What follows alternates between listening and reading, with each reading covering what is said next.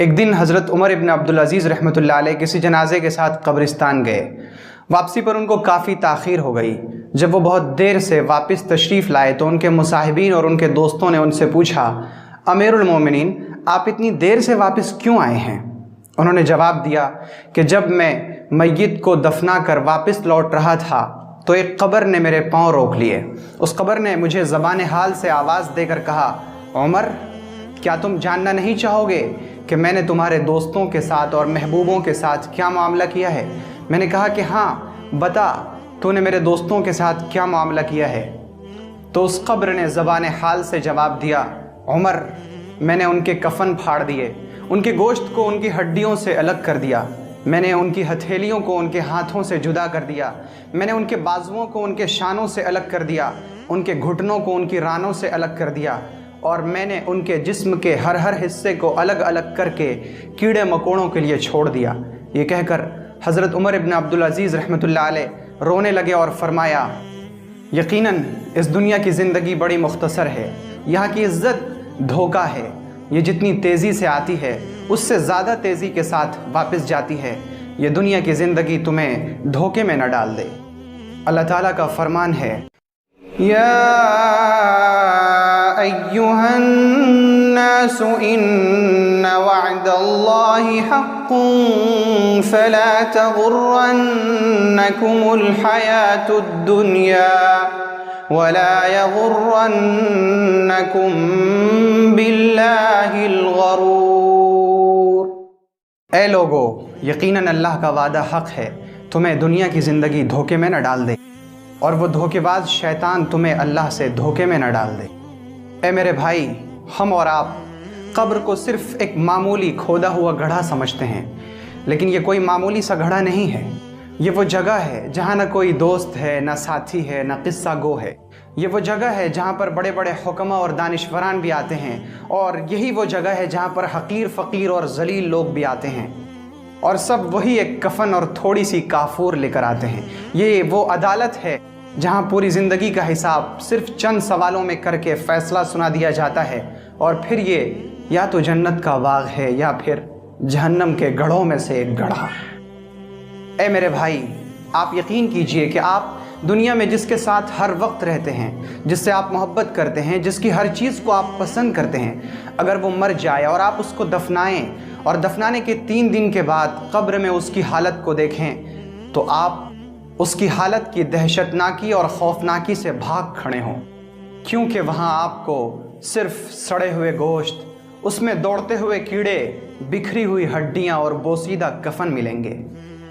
جب آدمی کی قبر میں پہلی رات ہوتی ہے تو قبر اس سے پوچھتی ہے، اے آدم کے بیٹے، تمہیں دنیا میں کس چیز نے مجھ سے دھوکے میں ڈال رکھا تھا؟ آج تیرا وہ گھر کہاں ہے جسے تو نے بہت اونچا بنایا تھا؟ آج تیری وہ عزت کہاں ہے جس کو کمانے کے لیے تو نے لوگوں کو ذلیل کیا تھا؟ تو نے تو دنیا میں اپنے لیے بہت سے آسائش اور آرائش کے سامان مہیا کیے تھے، آج تیرے وہ سامان کہاں ہیں؟ تجھے کیا ہو گیا کہ تو اپنے اوپر گناہوں کا بوجھ لاد کر میرے پاس آیا ہے؟ اے میرے بھائی، آپ کبھی قبرستان گئے ہیں؟ کبھی کبھی جایا کریں اور قبروں کو دیکھ کر سوچا کریں کہ وہ جسم جس پر وہ لوگ اتراتے تھے، آج وہ جسم کہاں ہے؟ وہ ہڈیاں جس کو چوڑی کر کے غریبوں کو ڈرایا جا رہا تھا، آج وہ ہڈیاں کہاں ہیں؟ وہ چمڑے جسے گھنٹوں بیٹھ کر سنوارا جا رہا تھا، آج ان چمڑوں پر کیڑے مکوڑے پڑے ہوئے ہیں۔ وہ زلفیں جسے پیروں تک سنوارا جاتا تھا، آج ان زلفوں کی کیا حالت ہو گئی ہے؟ جن کے جسم کل تک حسن کی مثال بنا کرتے تھے، آج ان جسموں کی کیا حالت ہو گئی ہے؟ دانت باہر آ گئے ہیں، آنکھیں ابلی پڑی ہیں، گوشت ہڈیوں سے اتر چکے ہیں۔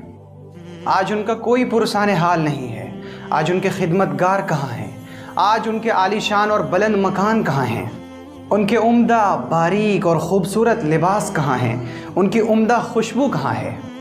اے بھائی، قبر کے اوپر اگرچہ مٹی کا ڈھیر پڑا ہوتا ہے، لیکن آپ صرف اسے مٹی کا ڈھیر مت سمجھیے گا، کیونکہ اس کے اندر حسرتوں کا، افسوس کا اور شرمندگی کا انبار ہوتا ہے۔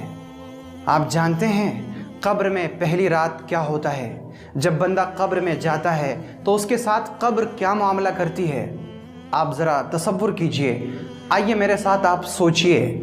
کہ آپ کو آپ کے بیٹے نے, آپ کے باپ نے, آپ کے بھائی نے, آپ کے دوستوں نے قبر میں لٹا دیا, آپ کے اوپر تختہ برابر کر دیا, اس کے اوپر سے ڈھیر ساری انہوں نے مٹی ڈال دی, اور آپ کو اندھیرے میں تنے تنہا بند کر کے چھوڑ کر سب چلے گئے, اور آپ وہاں بالکل تنہا ہیں. آپ ان کے جوتوں کی آواز کو سن رہے ہیں. وہاں اتنی تاریکی ہے کہ ہاتھ کو ہاتھ بھی نظر نہیں آ رہا ہے. وحشتناک تاریکی, ڈراؤنا اندھیرا, خوفناک ماحول. اس ڈراؤنی تاریکی اور وحشتناک اندھیرے اور خوفناک ماحول میں ایک آواز آ رہی ہے. پتہ ہے کس کی آواز؟ قبر کی آواز. جی ہاں, قبر آپ سے بات کر رہی ہے. اگر آپ نیک ہیں تو وہ کہہ رہی ہے, مرحبا اہلا, تیرا آنا مبارک ہو. میری پیٹھ پر جتنے لوگ چلتے تھے مجھے تو بہت پسند تھا, اب تو میرے پاس آیا ہے اور تیرا معاملہ میرے سپرد کیا گیا ہے. دیکھ میں تیرے ساتھ کیا معاملہ کرتی ہوں. اور پھر قبر اس کے لیے کشادہ ہو جاتی ہے, پھیل جاتی ہے. لیکن اگر آپ برے ہیں تو آپ کو قبر کی آواز آتی ہے, تیرا آنا بڑا نامبارک ہو, تیرا آنا مجھے بالکل بھی پسند نہیں. میری پیٹھ پر جتنے لوگ چلتے تھے مجھے تو بہت ناپسند تھا, اب تو میرے پاس آیا ہے اور تیرا معاملہ میرے سپرد کیا گیا ہے. دیکھ میں تیرے ساتھ کیا کرتی ہوں. اور پھر قبر اپنی دونوں دیواروں سے آدمی کو دباتی ہے, اور اس طرح دباتی ہے کہ اس کی دونوں پسلیاں ایک دوسرے میں گھس جاتی ہیں. اے بھائی ذرا سوچیے نا, وہ کتنا ہیبتناک, خوفناک, وحشتناک اور دہشتناک منظر ہوگا کہ قبر کی دیواریں آپ سے بات کر رہی ہوں گی. آپ تنہا ہوں گے, اندھیرا ہوگا, خوفناک اندھیرا. آپ بالکل تنہا ہیں, آپ کے پاس کوئی غمخوار نہیں, کوئی تسلی دینے والا نہیں. اور اس وحشتناک ماحول میں قبر کی دیواریں آپ سے بات کر رہی ہیں. وہ آپ سے کہہ رہی ہیں, اے آدم کے بیٹے, تجھے تو میری تنگی اور میری خوفناکی کے بارے میں بتایا جا چکا تھا. تو میری خوفناکی کو, وحشتناکی کو جانتا تھا. تو میری تنہائی سے واقف تھا. تو جانتا تھا کہ میرے اندر کیڑے مکوڑے اور سانپ اور بچھو ہوتے ہیں. آج تو میرے پاس آیا ہے تو تو میرے لیے کیا لے کر آیا ہے؟ تو نے خود اپنے انہی ہاتھوں سے کتنے لوگوں کو دفن کیا, تجھے پھر بھی عبرت نہ ہوئی. آج تو میرے پاس آیا ہے تو کوئی تیاری کر کے آیا ہے یا پھر خالی ہاتھ آیا ہے؟ اے بھائی ہمارا یہ وقت آنے ہی والا ہے. بہت جلد ہم پر بھی یہ وقت آنے والا ہے. ہم بہت جلد اپنے اصلی مکان میں یعنی قبر میں جا کر سونے والے ہیں. ہم دنیا کی دولت تو خوب جمع کر رہے ہیں, اپنی ساری ضرورتوں کو پوری کر رہے ہیں, اپنی خواہشات کے پیچھے چل رہے ہیں.